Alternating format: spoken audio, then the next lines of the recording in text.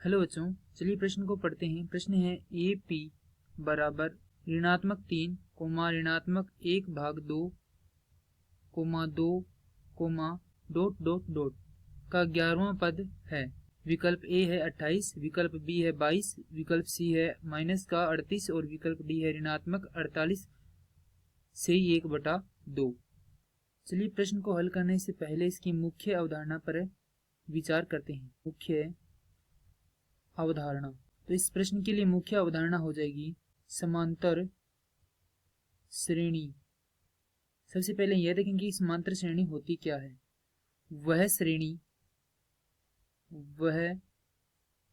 श्रेणी या क्रम जिसके प्रत्येक पद का अंतर समान रहे, प्रत्येक पद का अंतर समान रहे, तो वह क्या कहलाती है?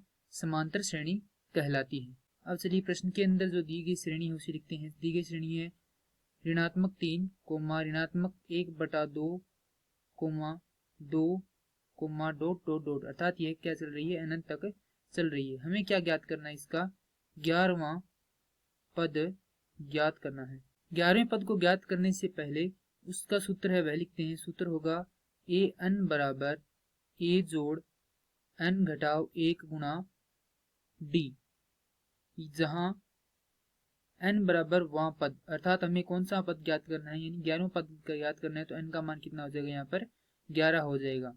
ए बराबर है प्रथम पद और डी बराबर है सार्व अंतर,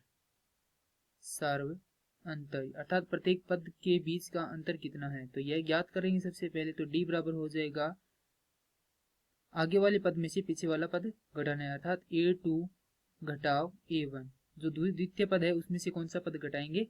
प्रथम पद घटाएंगे। तो A बराबर कितना आ जाएगा? घटाव 1/2, प्रश्न का घटाव चिन्ह, और जो प्रथम पद है वह है ऋणात्मक 3। अब इसे हल करेंगे तो D बराबर आ जाएगा 5/2।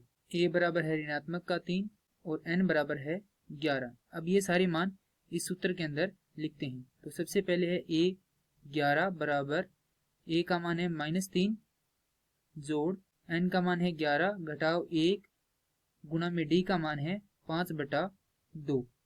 अब इसे हल करेंगे तो यह होगा A 11 बराबर ऋणात्मक 3 जोड़ 10 गुणा 5/2। 2 से 10 को काटेंगे तो 5 बार, 5 गुना 5 हो जाएगा 25, अर्थात ऋणात्मक 3 जोड़ 25। यदि इसे हल करेंगे तो A 11 बराबर आ जाएगा 22, अर्थात जो 11वां पद वह कितना है? 22 है। यह उत्तर हमारे दिए गए विकल्पों में से विकल्प बी से मिलान कराए तो इस प्रश्न के लिए सही उत्तर हो जाएगा विकल्प बी। मैं आशा करता हूं कि यह प्रश्न आपको समझ में आया होगा। धन्यवाद।